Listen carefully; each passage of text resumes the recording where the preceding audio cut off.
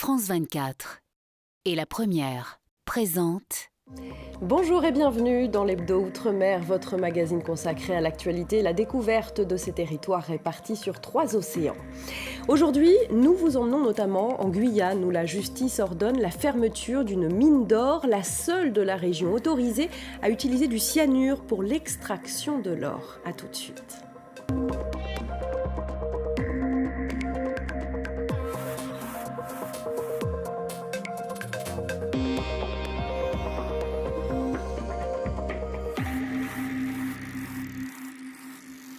Mais d'abord, dans l'actualité des Outre-mer, l'heure est désormais aux sanctions pour les soignants non vaccinés contre le Covid. En Guadeloupe, les personnels du centre hospitalier ont obtenu quelques jours de sursis pour réaliser leur injection. S'ils ne le font pas, ils seront mis à pied. Un calendrier a été établi. Les médecins sont les premiers concernés. C'est un procès pour l'histoire qui s'est tenu cette semaine en Martinique, celui de la traite négrière et de l'esclavage. Le MIR, Mouvement international pour les réparations, demande des comptes à l'État français. Sophie Vingada-Salon, Franck Edmond-Mariette et Fabienne Léonce. À la barre de la cour d'appel de Fort-de-France en Martinique, 12 avocats venant d'Afrique, des Antilles, d'Europe. Ils plaident pour que les descendants d'esclaves soient indemnisés et souhaitent que la justice se base sur la loi Taubira. Il est extrêmement important qu'on reconnaisse la validité de la loi qui a été votée le 21 mai 2001 par le Parlement français. C'est une proposition de loi de Mme Christiane Taubira qui voulait qu'on mette en exergue que la traite négrière et l'esclavage étaient des crimes contre l'humanité. Il faut que la réparation intervienne parce que la réparation permet de prendre pleinement conscience du fait que ce crime a eu des conséquences au moment de sa commission, mais a encore des conséquences qui sont vécues, visibles et perçues encore de nos jours. Cela fait 16 ans que le Mouvement international des réparations, le MIR, attend ce procès historique. Ce que les gens imaginaient impossible il y a 17 ans se réalise aujourd'hui. Quand nous parlions de réparation, les gens pensaient que nous rêvions. L'imprescriptibilité des faits est réclamée par le collectif d'avocats. Une nouvelle étape pour les militants du MIR et pour la France qui est face au juge. Et la Cour d'appel de Fort-de-France rendra son arrêt le 18 janvier prochain. À La Réunion, les automobilistes vont devoir prendre leur mal en patience. Il faudra attendre 2022 pour circuler sur la nouvelle route du littoral. En cause des défauts de construction qui alourdissent aussi la facture. Le chantier, lancé il y a 7 ans, devrait coûter 2 milliards d'euros. Jean-Michel Mazerolle, Valérie Filin et Willy Fontaine. C'est la route la plus chère d'Europe au kilomètre. Et pour cause, elle est bâtie sur la mer grâce à un pont et contourne une partie de la côte réunionnaise. Les habitants viennent d'apprendre qu'en raison du mauvais positionnement d'une partie des 25 000 acropodes, ces structures en béton censées casser les vagues et protéger l'ouvrage, le coût de la route va encore augmenter. Et comble de l'histoire, l'ancienne majorité au pouvoir n'en a rien dit. Depuis quelques mois, la région, donc le maître d'ouvrage, était au courant des problèmes du contentieux, si je puis dire, qu'il y avait concernant la pose des acropodes.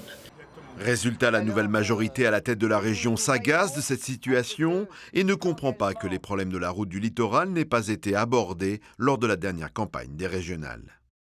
Il a fallu faire un bilan, notamment par des plongeurs qui ont repéré, mètre par mètre, la pose des acropodes. Il n'a jamais été dit que ce défaut de pose pouvait entraîner la rupture de la protection. Pas du tout.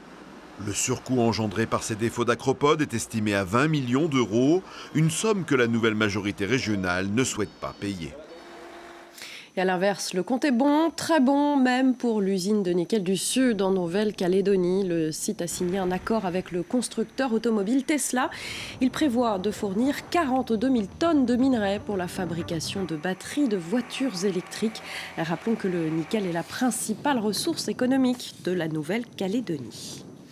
En Guyane, les employés de la mine d'or du Grupo Plata s'apprêtent à cesser leur activité.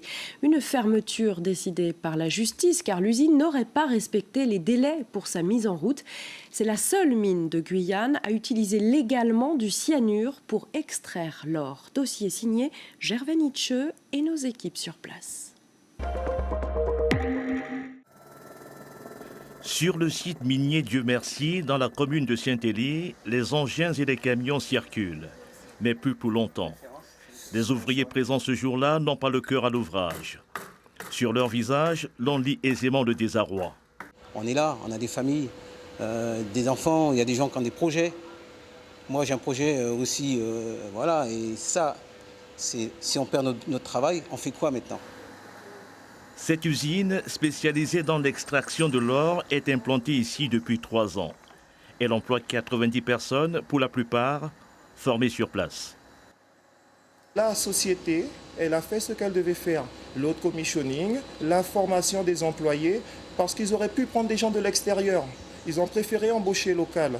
Cela a dû forcément être suivi d'une formation. On apprend de nouvelles choses, des choses qui n'existaient pas en Guyane parce qu'on travaille dans une industrie, donc ce sont de nouvelles procédures, ce sont de nouvelles méthodes. Et en fin de compte, tout ça, toutes ces compétences-là, on les a peut-être acquis grâce à du personnel extérieur.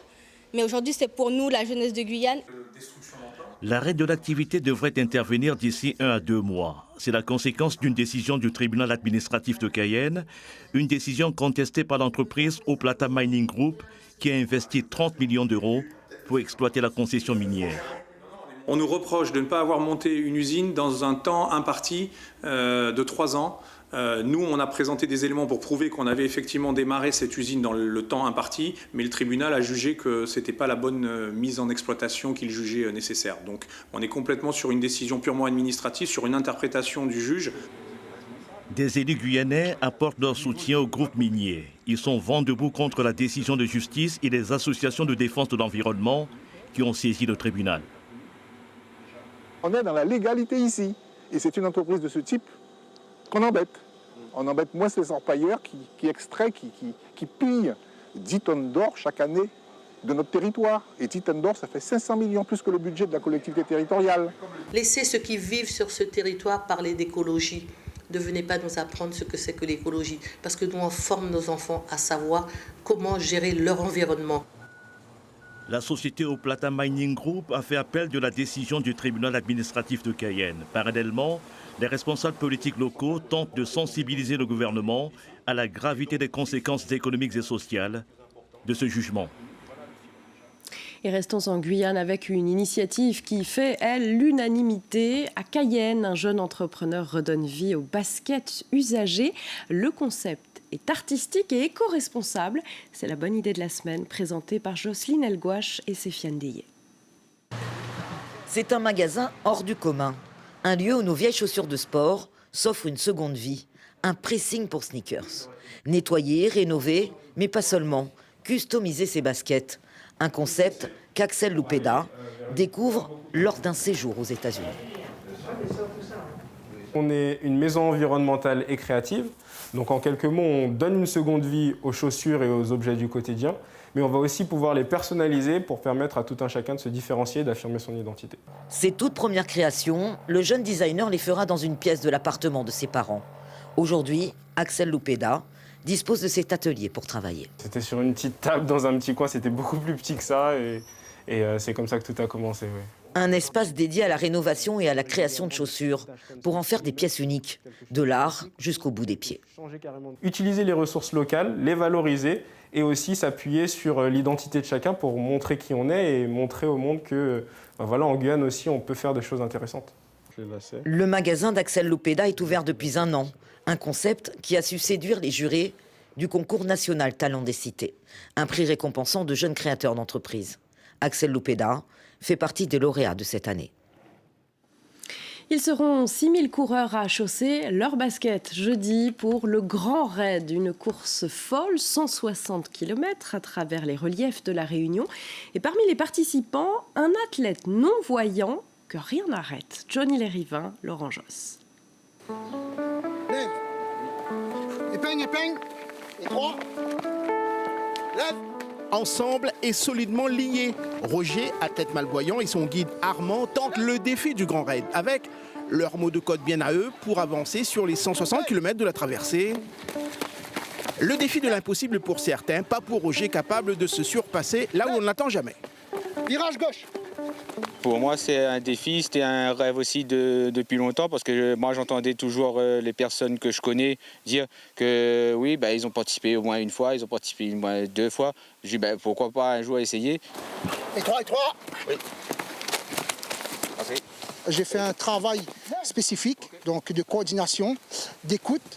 Et surtout au niveau de la coordination, on a quelque chose ensemble qui fait que comment il peut suivre mes pas. Forcément, il y a certaines craintes sur leur capacité à s'adapter aux différents terrains, à avancer dans la nuit, à faire face au manque de sommeil.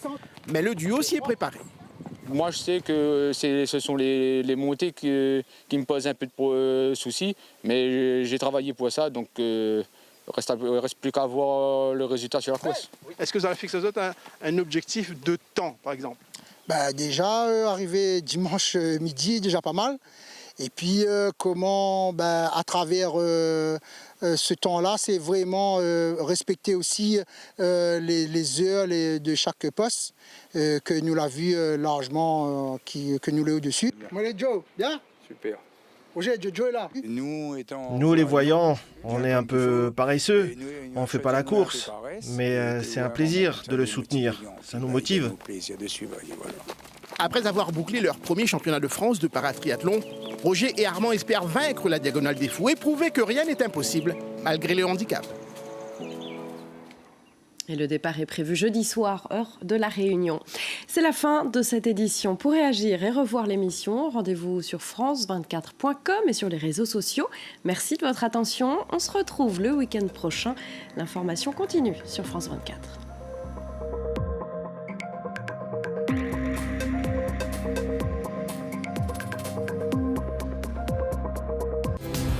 L'essentiel de l'actualité européenne. Un débat où s'affrontent les pires et les meilleurs élèves européens. Un entretien exceptionnel avec un grand invité. Ici l'Europe, présenté par Caroline de Camaret. À voir sur France 24 et sur france24.com.